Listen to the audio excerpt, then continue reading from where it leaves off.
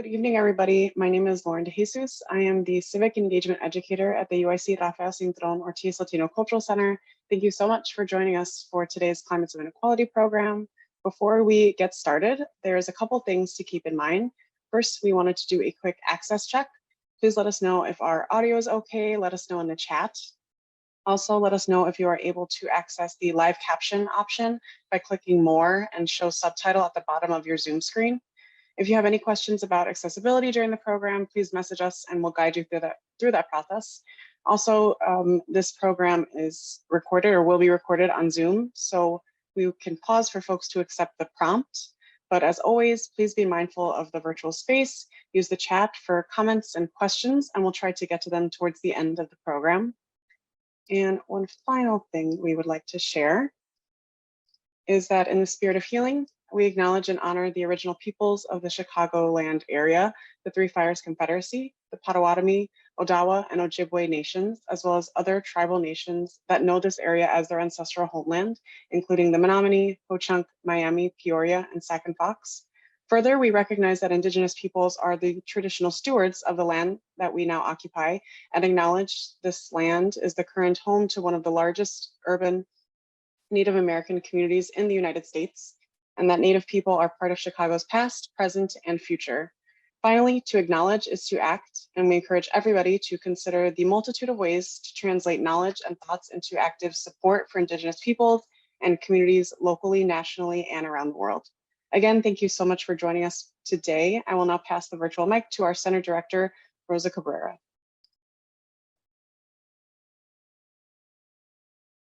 Thank you, Lauren.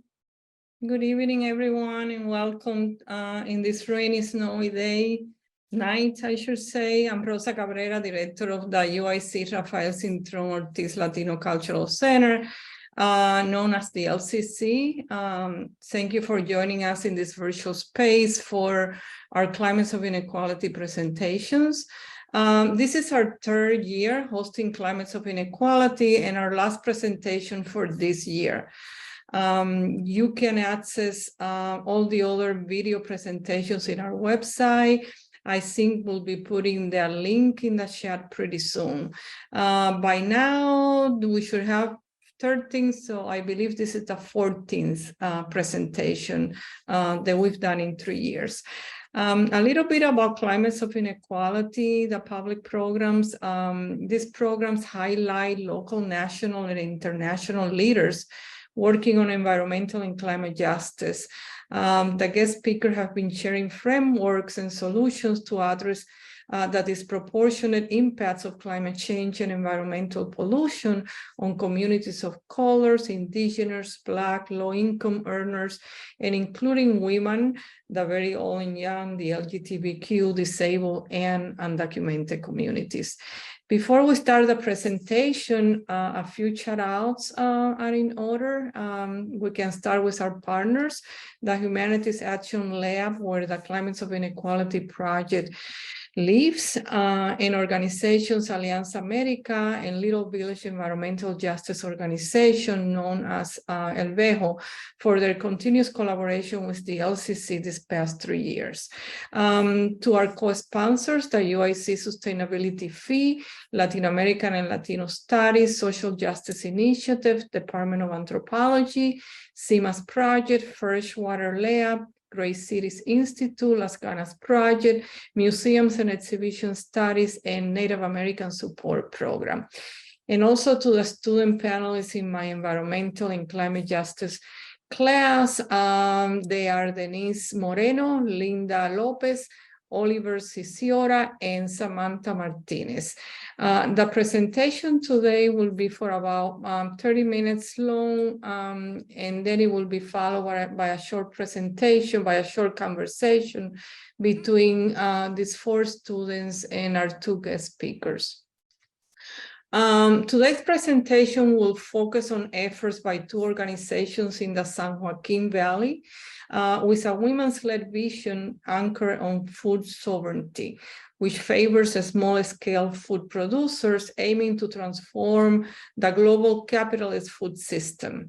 a system that turns water, lands, and seeds into private property and is based on mass production, cheap labor, and ecological destruction.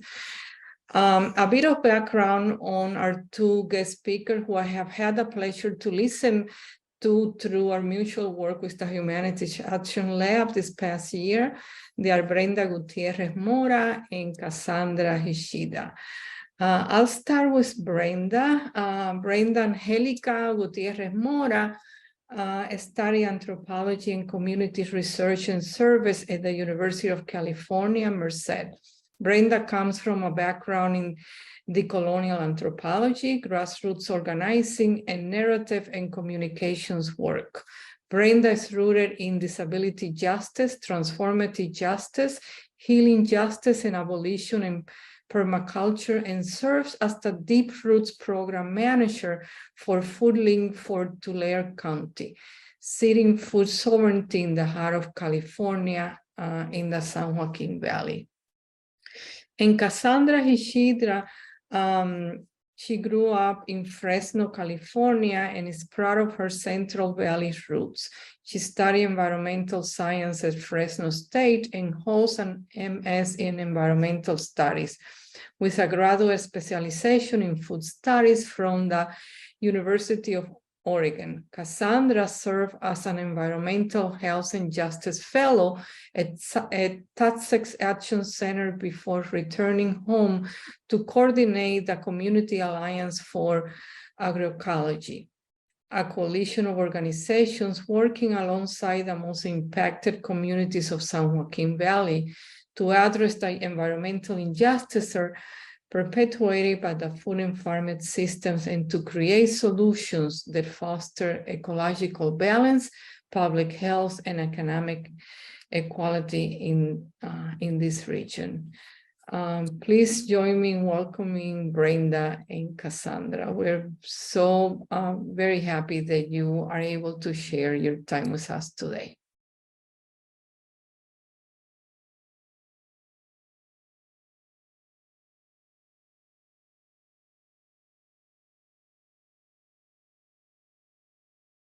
And you can take it away now. Kassandra and Brenda, it's all yours. Thank you so much for the warm welcome. Brenda is going to kick us off, and I am pulling up our slides. Here we go. Can y'all see that? Make sure. Okay. Go ahead. All right. Thank you, everybody. So happy to be here. Thank you for sharing. And thank you for the welcome. We're really excited to be here. And yeah, I wanted to start this Climates of Inequality presentation by talking a little bit about ourselves and our context, and then what our project has looked like. So this is Climates of Inequality in the heart of big ag, in the heart of big agriculture. Most of the produce that goes out to the United States is produced here in the heart of California. It's a largely rural like space and place. And we're going to take you down a drive down the 99, so don't worry. Next, please. So here's what we have for you today. We'll do quick introductions. We'll talk about our context of space and place here in the San Joaquin Valley. What is the landscape? What are we up against, right? And our response to that. So we'll give an overview of our Matriarchal Council, our vision and values, and then we'll talk about what that looks like on the ground, like boots on the ground, like you're saying all these words, what does that look like? So I'll talk about my work as the Deep Roots Program Manager and here at Foodlink, a food bank. And then we'll talk a little bit about our connection to UC Merced and our campus and community collaboration. And then we'll do a collective closing. Next slide. So just quick about us, like we had great introductions, and like wanted to share just a little bit more to kind of ground us and give you a little bit more context about who we are. So I can start and then I'll pass it to Kassandra. I am a fat, queer, non-binary poet and performer, writer, artist, public academic and organizer, and cultural strategist committed to love, laughter, and liberation. I come from a background in decolonial anthropology, grassroots organizing, and narrative and communications work. And I really am rooted in disability justice, transformative justice, healing justice, abolition, and permaculture. And how do we make that happen? Yeah, so that's a little bit about me, and I'll pass it to Kassandra. Thanks, y'all. Again, my name is Kassandra. Happy to be here. I'm a queer, multiracial, fat woman raised with class privilege, middle-class family in Fresno, California. And my work in agroecology and environmental justice is all rooted in my love for the Valley that I'm sure will shine through throughout our talk today. I'll pass it back to Brenda. Yeah, so just an overview, I started talking about it, of the San Joaquin Valley, like the 559 and the 209 and the 661. It's the manifestation of like the combination of like the nonprofit industrial complex, the military industrial complex, the prison industrial complex, the healthcare industrial complex, like all of that. The Central Valley or San Joaquin Valley truly like has served as an area for California that things are hidden, with having as far as like half of California's prisons in this short span of like 8 counties. It's not a lot of land to just like, you know, to just like there's a lot of extractivism, exploitation, like a lot of reproductive labor, and we just really clearly see and feel global racial capitalism and how that is connected to and lands in the San Joaquin Valley, from like oil rigs that will drive by to big orchards where farm workers are working. Like just in a drive anywhere, we'll see like the ways in which racial capitalism is present, and the way that like money and power and racial capitalism really shape our lives and have real impacts on our health, have real impacts on our like communities, and our health and wellness, and how like really like with those lenses of disability justice, of like food sovereignty, of like how here's what we're up against, here's how we like have grown up, what are the antidotes, what are we building together. So lots of pesticides, communities don't have clean water here, and a lot of folks are sick, and that's just kind of the norm, and these are byproducts of like big agriculture and the way that it has this region in a chokehold, in like it's a death making machine, and it's here to extract everything, like all life from all natural resources and from people.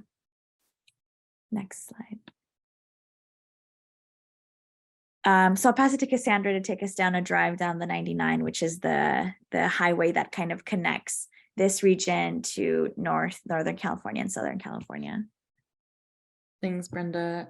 Some of our friends from HAL will have seen some of this before, but basically we always like encourage folks, like it's one thing to talk about it, it's another thing to like share space together. So for anyone who can, like, we invite you all to come through the valley so we can like build together and really you know, have more than a conversation, but really build more deeply. And for those who do come or who have driven through California, the road that would take you up and down the San Joaquin Valley, which is a huge region, the 8 counties that make up the region that we're rooted in, and then we have a lot of love for, but is impacted by a lot of interconnected injustices.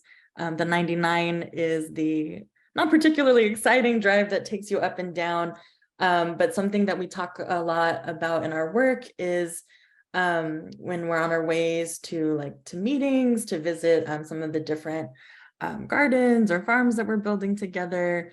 This is the drive and this is the route, and some of the signs, the billboards that we see that really speak to the context that we're in, that Brenda was speaking to earlier. So just wanting to share a little bit with you. If you were on a drive with us through the 99, coming through for a meeting or an event, these are some of the things you would see and how it speaks to the context we're in.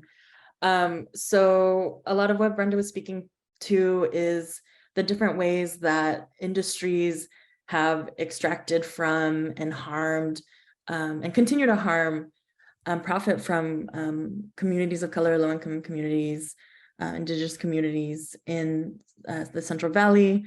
And a lot of that overlaps with the political context of overall being like a red bubble within California. Like that's something that I run up against a lot, like just the assumptions of what it means to be doing work in California or to be from California, that we're in a very visibly, tangibly, violently conservative, racist, white supremacist region, and that these are some of the ways that shows up. So when you're driving up and down the 99, you see signs saying to vote to make California great again. And those have been up for years. They haven't gone anywhere. Or just the different narratives around water as such a core like political issue, and some of the messaging that we see around that. On a drive with us through the 99, you would also see signs, bumper stickers. I've even seen like shirts, hats, mugs with this imagery on it, this idea of my job depends on ag. And it's a very simple logo, but it really speaks to this idea of to be critical of industrial agriculture in all the ways that are necessary, and the ways we're talking about today is to be attacking jobs or to be anti-job or anti-worker. And this is, it's such a deeply like entrenched idea, something that I grew up surrounded by, even though I'm in Fresno City and not in one of our more rural areas, that it's just such a huge part of the identity of the region. And yes, is like a huge part of the job market in the Valley, but we want to talk about like, what does it look like to be critical of industrial ag, to talk about a just transition that centers food chain workers, especially farm workers in the Valley, who are the real farmers, but are, you know, at the front lines of all of these environmental injustices, you know, water quality, air quality, pesticides, all of these things, and are the heart of our food system. And that there's ultimately a lot of abundance in the Valley, even though I think the general narrative of our region is like one of like a place of like, oh, there's nothing there, or why would I stop, or it smells bad when I drive through. But there's really so much that is like, it's here, and like a beautiful abundance that's been here for a long time that has really extracted from. And so this, I was like, don't get me started on this. I'm getting mad looking at my own slides. But these are some of the images that speak to that. So when you see a My Job Depends on Ag sticker, it both signals like a particular like politics of those who hold it, and just are some of the narratives that we're having to navigate and counter in our work. Or another one I don't have a picture of is like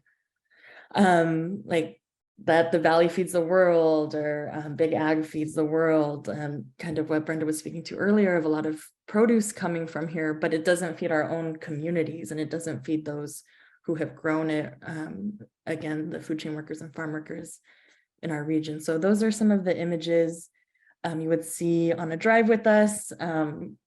Yeah, like I said, don't get me started, could go off on a lot of different things, but just to give a sense of the very visible ways we see and experience and are navigating that context.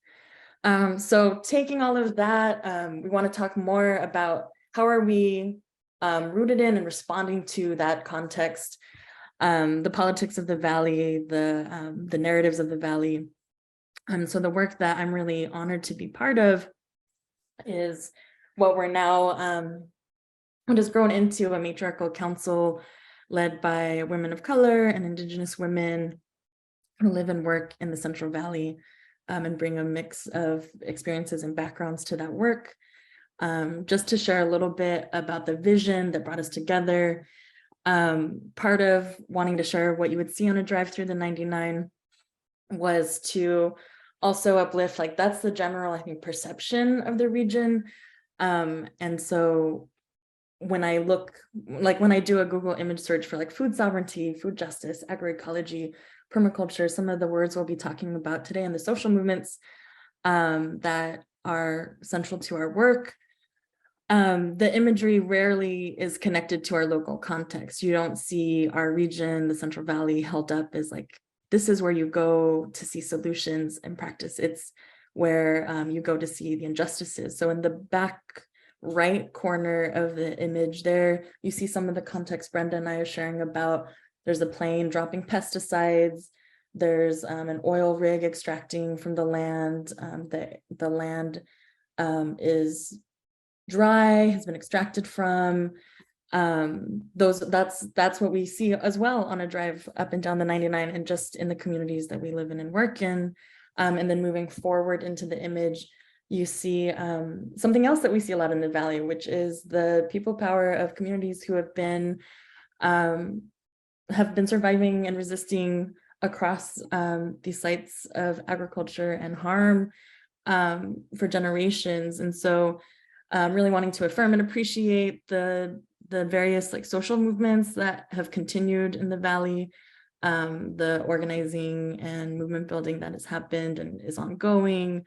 And then moving to the front of the image is the vision that we worked on building this together. We worked with an artist. We were like, we're tired of not having a visual representation of what we want to build together. And so this doesn't capture all of it, but just emphasizing like a vision when, you know, it takes so much to hold space for folks naming the injustices that families are regularly experiencing across those issue areas that we're naming that are like all interconnected.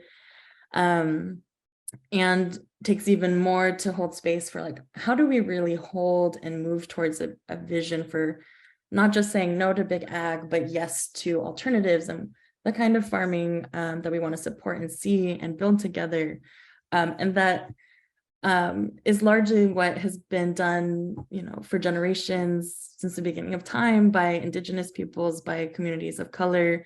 Like that is what, when we say agroecology or when we say permaculture, that's what we mean. And what one of the Matriarchal Council members, Darlene Franco, has shared is that it's just new words for old ways. And really what Jeanette Acosta, another member of our Matriarchal Council, says, it's like it's a process of remembering and reconnecting to knowledge that for some communities is closer, for some is more distant, but that has always been there, and that's really where the solutions lie. And so here we see like a vision of like intergenerational spaces, of access to an abundance of the foods, flowers, medicines, herbs that folks have been you know, cooking, sharing, using as medicine.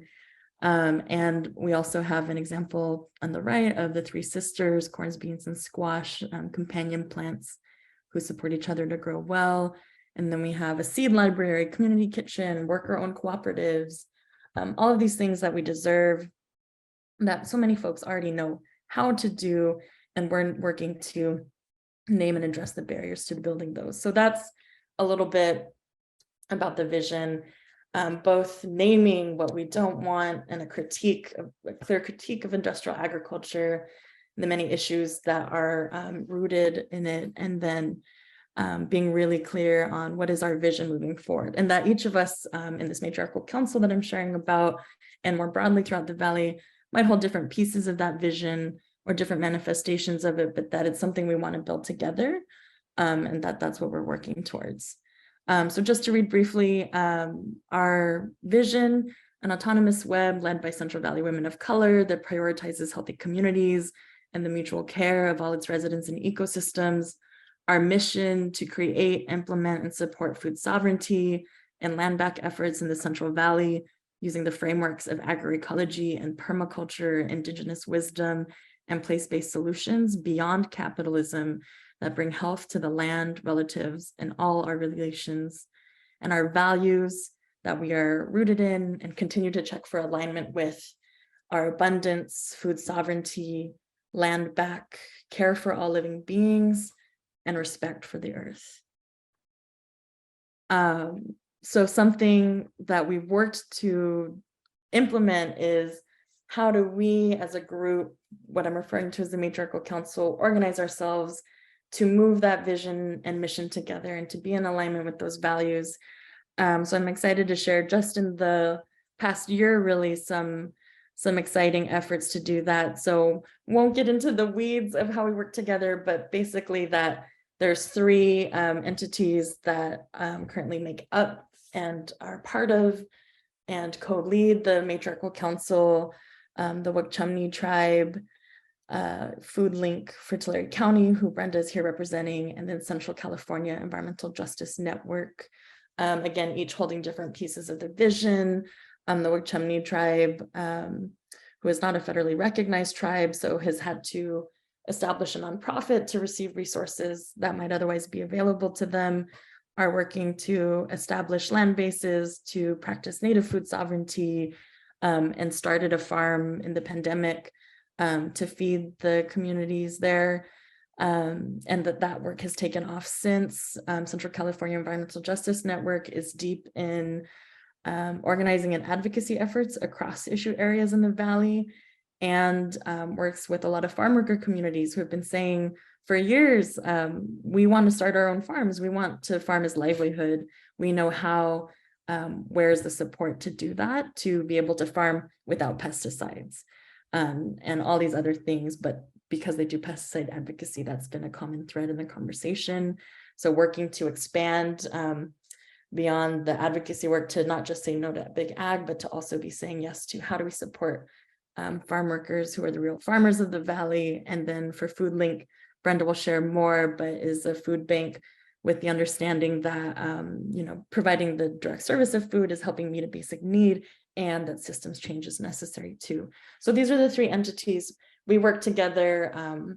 I describe it in the way like companion plants grow together. So we share resources so everyone has what they need.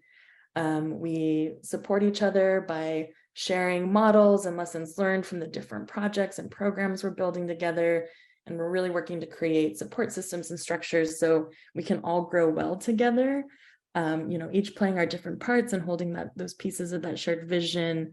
But if we all have everything we need, then we can share that and build that abundance together. And then on the left side, that's the Matriarchal Council. So this is a little bit about the structure we've been growing into and developing over time. So just excited to share about that. And I'm going to pass it to that's the whole kind of like network ecosystem that we're working to build in the Valley, starting with those groups and wanting to build over time. Something that's a critical part of our work too is to be talking about land, both again supporting land back, in this case starting with as partners working in solidarity with the Wachumni tribe, and researching and building different strategies and tools and skill sets to do that. And then also looking to build land bases with Foodlink and CCEJN to, as we support land back, also support collective access and autonomy over the management of land for farmers of color that we're supporting, and for different community gardens, home gardens too. So that's another conversation, but a central theme of our work. So that's the big picture, how we're working together, how we've grown together, and how we support each other. And then I'm going to pass it to Brenda to zoom in a little more on what that deep roots work looks like at Foodlink for Tulare County. Thanks, Cass. Yeah, so this is Deep Roots. I'm the Deep Roots program manager at Foodlink for Tulare County. We're in South Valley, and from seed to compost, we support folks that are wanting to grow food in their and wherever they have space, front yard, backyard, if it's a couple of pots. And sometimes it looks like hydroponics, right? Like especially for communities that don't have access to clean water or live in apartments or whatever that looks like. So want to talk a little bit more about our work. At next slide. And just so we have like a shared like language, food, we like define food sovereignty, and just so we have a shared definition as like people being a part of every step of their food, like on the table. So we're really focused on, or the work that I do is making sure that I'm building food, like we're building food hubs, like in communities, and specifically rural communities. So we prioritize the communities with the most need in Tulare County, which includes people in unincorporated communities, low-income families and individuals, undocumented and mixed status families, farm workers and agricultural workers, like empaques, like packing houses, like and like agricultural workers, Black and Indigenous and people of color, and disabled and LGBTQIA communities. And we do that through some of our offerings. Next slide. Which are home gardens, and that's like what I like the food hubs that are being built. So folks will start like at whatever scale they can and are comfortable and have the capacity to, and we facilitate and support with like knowledge, skill sharing, access to resources, and like whatever it is folks need to start growing food. And like the first step is like doing kind of like an assessment, or like together we talk about like, what are foods that feel like a luxury to buy? What are foods that your elders and like children eat, like, or pets like love to eat, like the scraps that they love to eat, or like, what are things that you love to have on a hot day? Knowing that here it gets to like 115, 117, 118, right? So home gardens, neighborhood food guilds, that's kind of like when people come together in like community demonstration gardens. And those, we have half an acre in the back of our food bank. And that's it's a demonstration garden. So it's stewarded by us and like community members in the surrounding communities.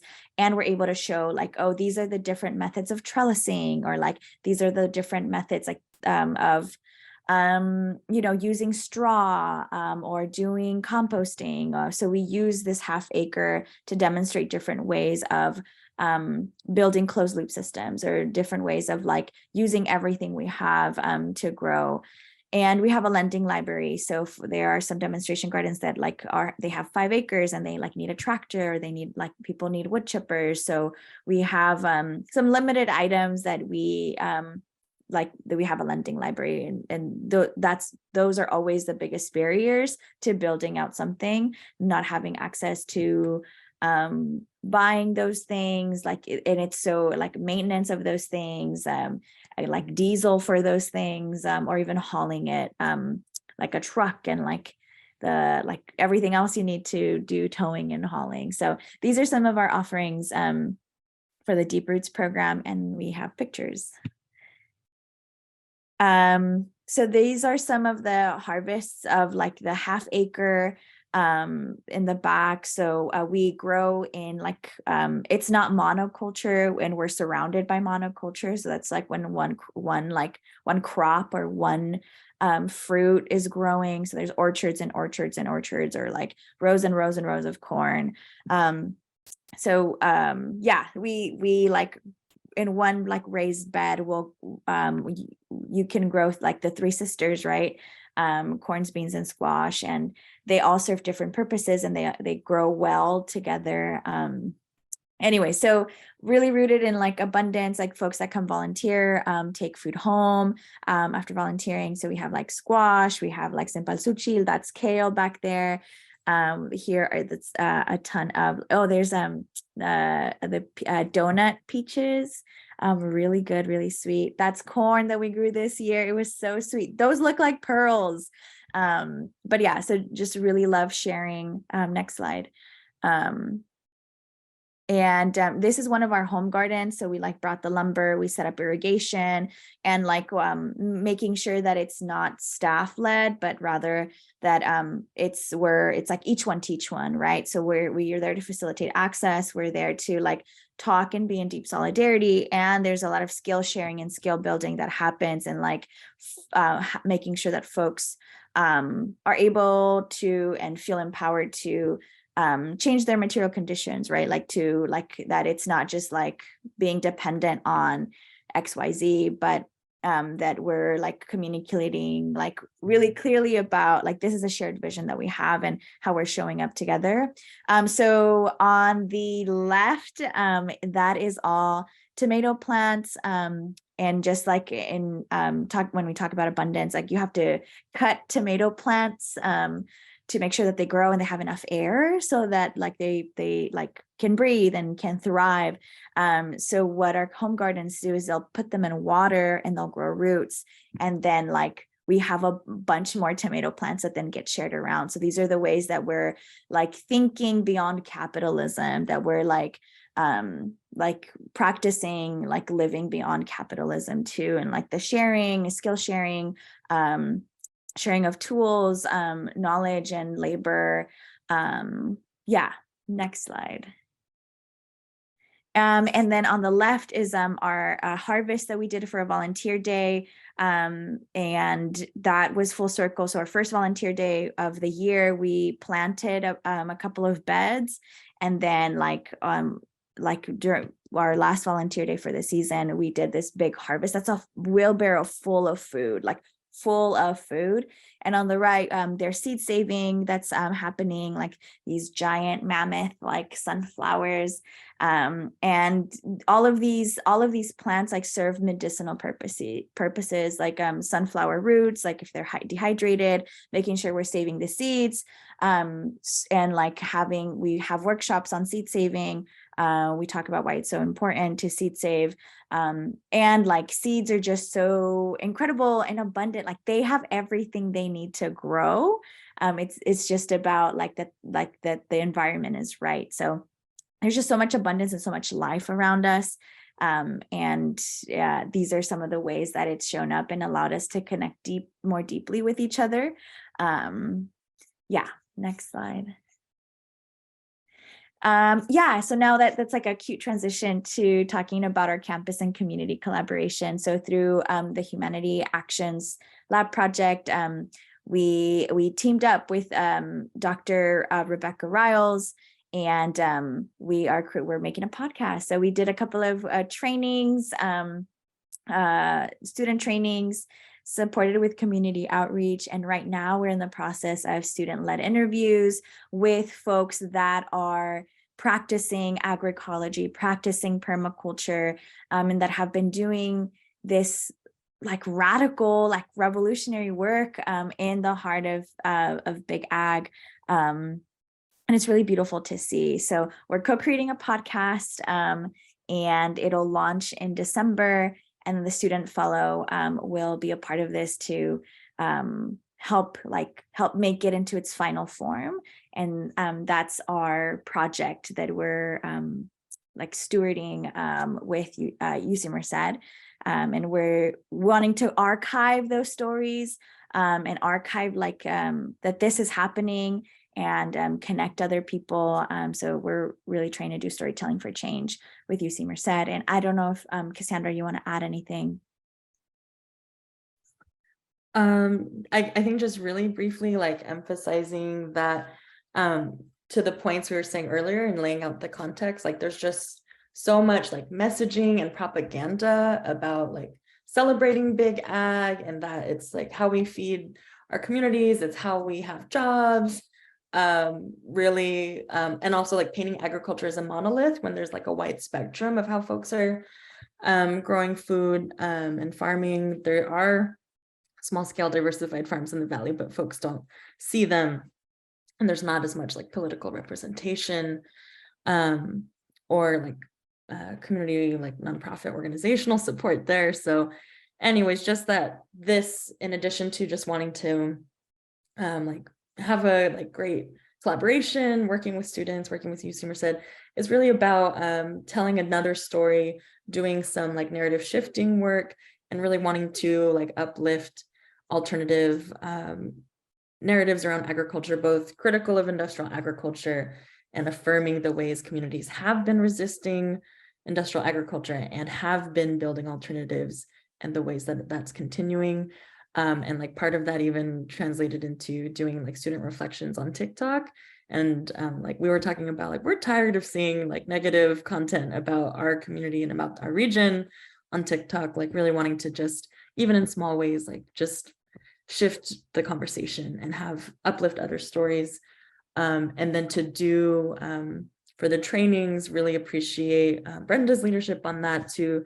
We were talking about racial capitalism with STEM students, and I talked about my experience being in science classes. It was like, I never got a chance to talk about or really reflect on like, what is my positionality? What are the systems of power and oppression, and how do they land in our local context? And what are ways within my role as a student to like intervene or disrupt those uneven power dynamics? So like to have some of those conversations have been foundational to doing community outreach in a way that is like dignified and centers community ownership of the stories we're sharing and like witnessing as well. So a whole nother conversation, but just really appreciating the approach we've done and how to do all of that in alignment with those values we spoke to earlier. And I'll pass it back to Brenda. I know we're about at time, we're getting ready to close, and would love to hear some questions soon. And yeah, that's what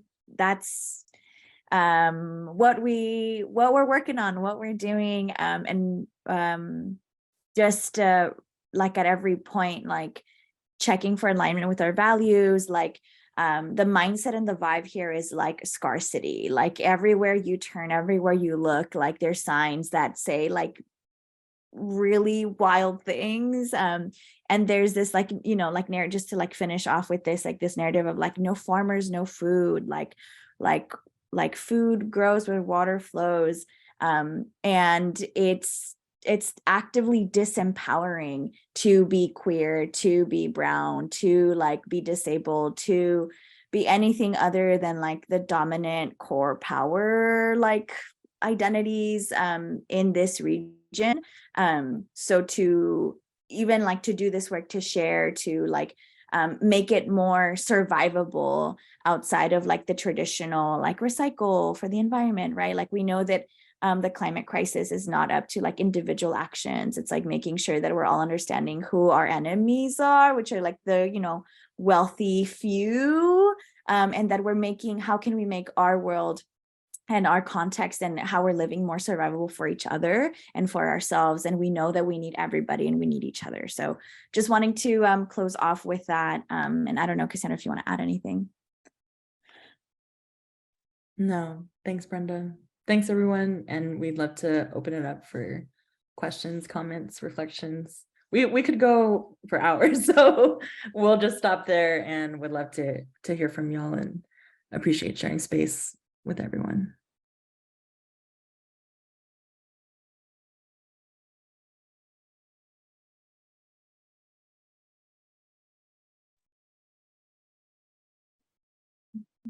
Thank you so much, Brenda and Kassandra. That was so, I mean, it was so beautiful to hear about all your work, and also this focus on like narrative shifts of like from going from scarcity to abundance, and also, you know, the like power that a lot of people in our community have and all the skills that they share, and how like that comes together and forms something that we can imagine alternatively, right?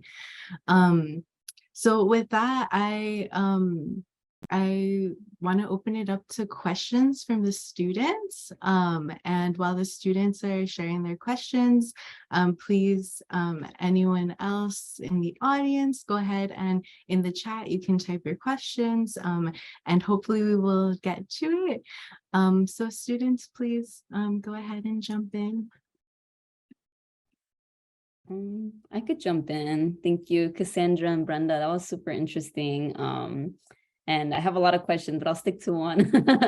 I think what stood out to me from your presentation was particularly kind of opening it with highways and like the significance of that. And my some of my family lives in like near Fresno and Kerman, and one of them does roofing. I think in Mendota. I feel like he's always just traveling. Modesto.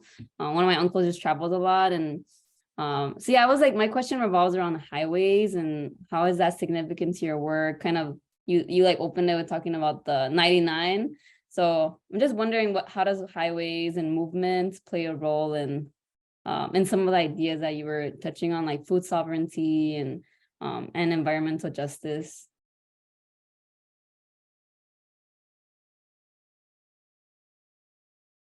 Brenda, you want to start or you want me to start? You can start. Okay. Yeah, I mean, I think overall, like we just wanted to, like, it's just such a thing, like driving up and down, like you said, like family members who do, we just see all the billboards all the time and we're like, oh, we're just inundated with all this propaganda all the time. And there's nothing to look at on those drives besides those billboards. So it's just something that feels like very like place-based and like something we see a lot. So that was really wanting to just like uplift that as a storytelling tool, or like if y'all come through the valley, like you'll see the signs and you'll know what we're talking about and maybe remember this conversation. And also just wanting to speak to just how big the region is. Like, I know y'all mentioned going on a toxic tour, and like part of working, the groups that we're working with in the council, like are working within the nonprofit system, and part of working with nonprofits is working with philanthropy, and have had invited like foundations in to have critical conversations, but ultimately like they'll try to do toxic tours where they're like, could we conveniently see like pesticide drift and oil rigs like all in the same place? We have 10 minutes in our agenda. And we're like, no, this is a massive region. Like we spend hours driving up and down to connect with different communities. You want to see oil rigs, you got to go to Kern County.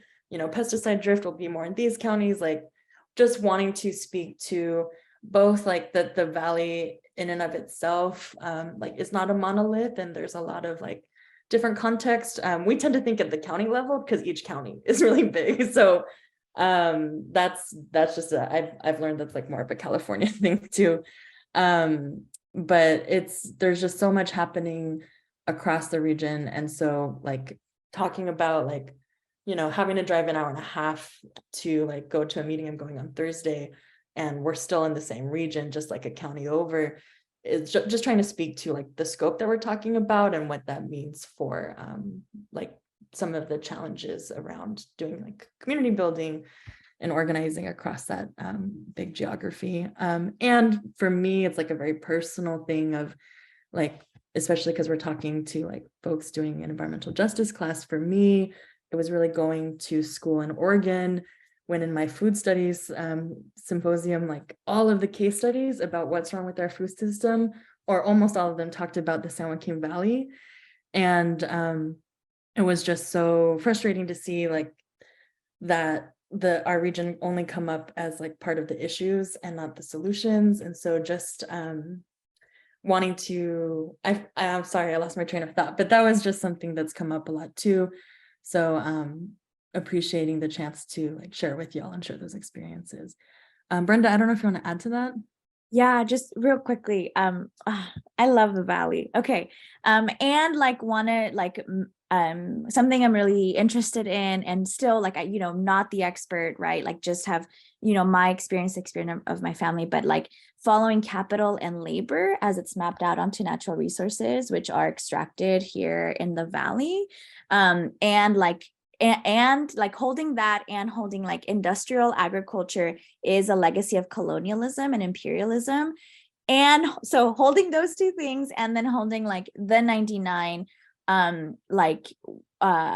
is in it like a vast like length, and Native communities were displaced for the building of the 99. So it's like it continues to be a legacy of colonialism, and it follows the Siskiyou Trail. It's like these were it's a river pathway from native communities too. So just like how complex this is, and like making that tie-in, like now holding all those three things that there, when we talk about the logistics industry, like in Irvine and LA, right? Like those trucks are passing through the 99, like they need the 99.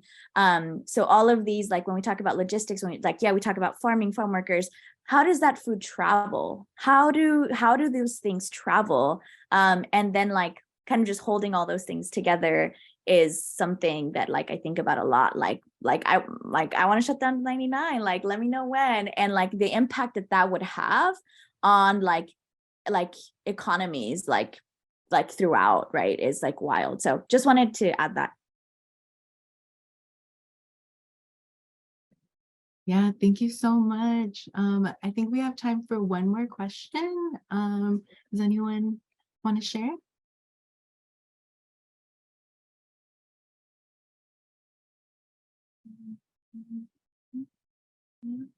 I don't mind asking my question, if you don't mind.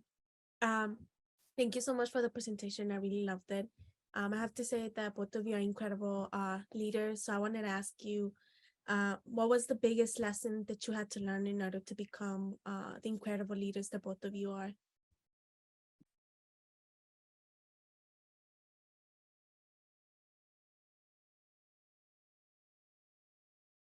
I can start. Okay, because Cassandra started last time. I want to start off by saying like being like really self-reflexive. So every time you do something, like how did this land? How did this go? What were like the roses, the thorns, like the buds, right? Like the things that went well, the things that were like, oh, like oops, ouch, and the ideas that like came out of that. So being like really self-reflexive personally, and like these are my values, this is who I am. Is this how I'm coming across? Like owning my impact. Sometimes my intention can be different than my impact. And make it like having a, like for me in my experience, it's been so helpful to have a really clear analysis of like of context, of place, of space, and starting from the very beginning of like when I think of like how did this become to be. It's not just like taking things at face value of like, oh, big ag and like prisons and like this, but what were the conditions that led to this? Like how is power, white supremacy, colonialism, like what, like since 1542, right? What has that looked like? And before then, right? What were the things that had to happen for this to happen? So I am understanding the context, but I'm also understanding how to respond in ways that aren't just responding to a symptom, but to a root cause, and that we're dismantling together, right? Not just like band-aids on symptoms, but transformative, not just transactional, but transformative work.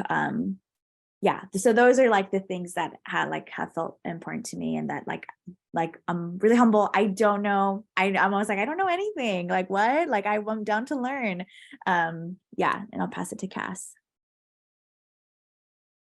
I appreciate the question. My first thought was like, everything is like relationships, everything is collaborative. Like we're even like in the visuals I was trying to speak to, like we're two folks within like this broader ecosystem that we're building. So both like wanting to acknowledge and appreciate all the folks who aren't here, that you didn't get to hear from today, folks who came before us and are like ancestors now, those who are still working with us.